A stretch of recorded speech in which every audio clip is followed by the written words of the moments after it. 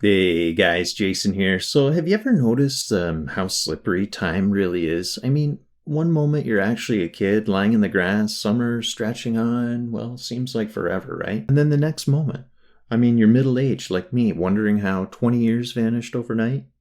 Time doesn't move evenly. It stretches, it contracts, and yes, it even skips. And when you start listening to high strangeness reports, abductions, UFO encounters, NDEs, the first thing people say is this: I lost time. It was 10:15 and then suddenly 2:45. Hours vanished and it felt like seconds. Now that's not just an anomaly. That's the curtain actually slipping. The reality showing you time isn't exactly what you think it is. Because if time were actually solid, it wouldn't bleed. But it actually does. And every culture already knew this. Every single one of them. The Vedas called it Maya, which means illusion. The appearance of sequence, cause and effect, birth and death even. And Kali isn't just a goddess with a necklace of skulls. She is time itself. She's the devourer. The illusion that makes you believe there's a beginning and of course an end. But when she drops her mask, when the illusion actually glitches, you see the whole truth. There is no time. There's only awareness. And awareness, it doesn't move.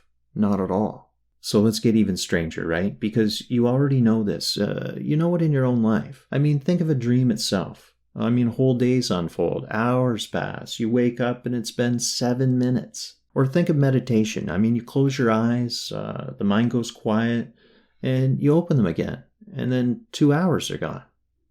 And where did the time actually go? It never existed. And then when people come back from encounters, they say the same thing. It felt more real than real. Time didn't exist. It was all in the now. Now that's not delusion at all. That's truth actually bleeding through. The Mandela effect. It's not bad memory.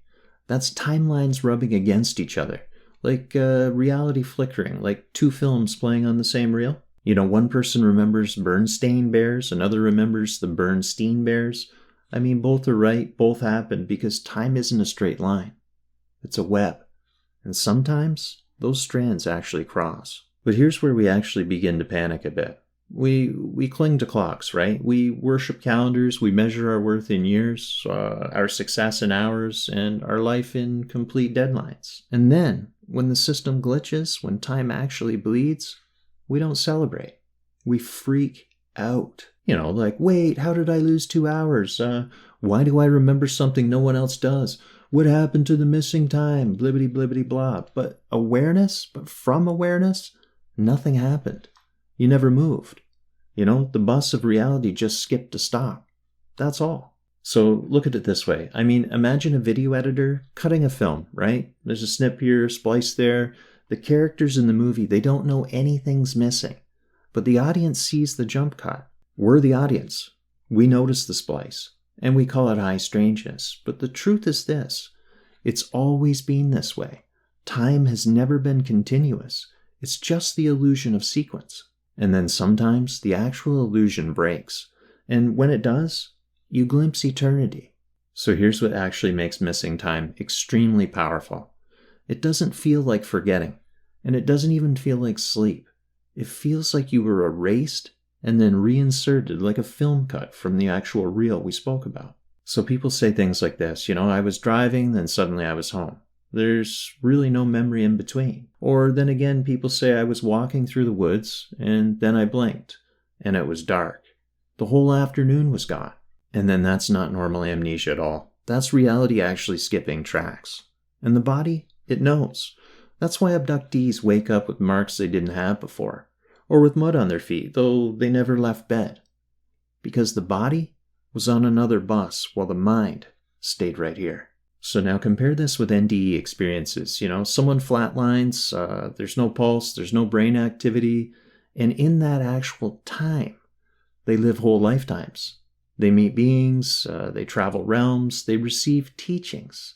The doctors say it was only 5 minutes, but the experiencer says this: it was eternity. So that's the bleed, right? Time folding in on itself, the illusion of collapsing and revealing what was always here. Dreams actually do this too. You close your eyes, and then in 8 minutes you live a complete saga, an epic, whole lifetimes compressed into just a flicker. So then which one is real? The dream time or the actual waking time? The truth is that neither of them are.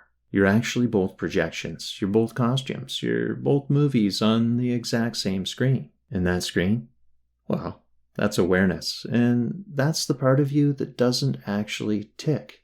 It doesn't age, and it doesn't actually move at all, ever. And that's what the yogis say. They say you're unborn, you're undying, and you are eternal. Not as belief, as an experiencer. Because when time bleeds, you actually see it. The illusion drops, and what's left, well, it's the stillness you've been the whole time. So, think of it like this way. Think of a child watching a magic trick, right? The magician hides the card, pulls it from behind their ear, and the child goes, "Oh, wow, how did you do that? Oh my goodness, that's the craziest thing ever." But the adult actually knows it's just a sleight of hand, right? That's us with time. We gasp when it glitches. How did it skip? How did hours vanish? How did two realities overlap? It's crazy. But from the perspective of actual awareness itself, it's just the sleight of hand.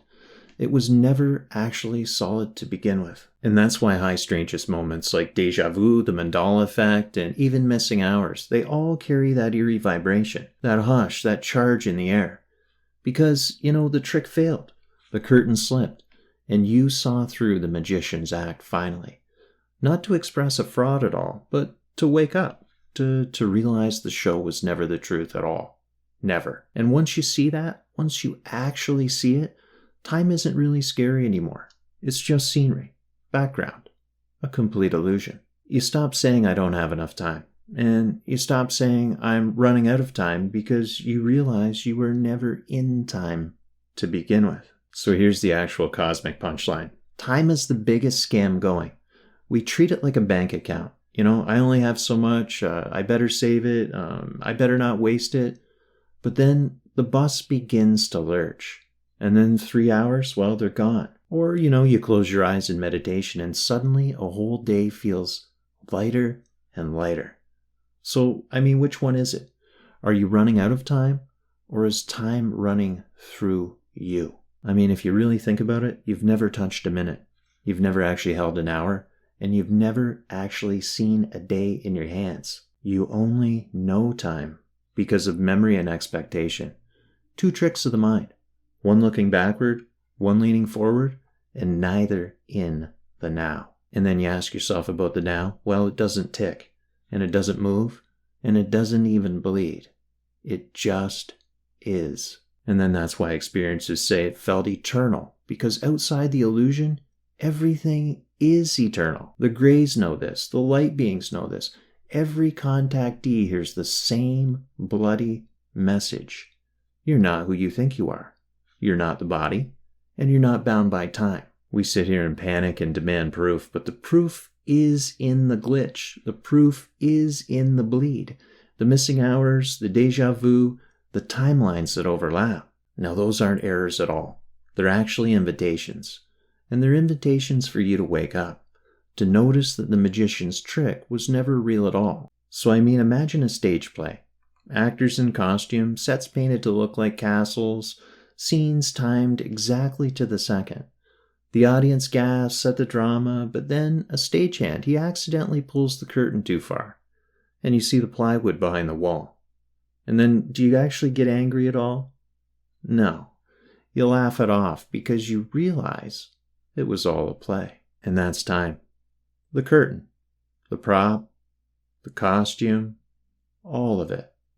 And when it bleeds, when it really bleeds, and when it slips, and when it even glitches, that's the universe showing you that you are the actual stagehand. And what is it saying? It's saying, look, it was never real. You were never trapped. And you were always free. And that freedom, that's who you are. Not the hours, not the years, and not even that stupid ticking clock. You are the awareness watching time appear and disappear. You are the screen the movie of time actually plays on. So just stop fearing it, stop worshiping it, and stop acting like you're running out of it. Because you're not. You can't. You were never time. You were never in time, ever. Time has always been inside you. And then once you see that, the whole game changes completely. Life becomes lighter. Death becomes way, way, way less scary. And the strangeness becomes the actual teacher. Because every time it bleeds, every time it skips, and every time it folds, that is reality reminding you. You are eternal, you are unborn, and you are undying. And time was just the costume. Namaste.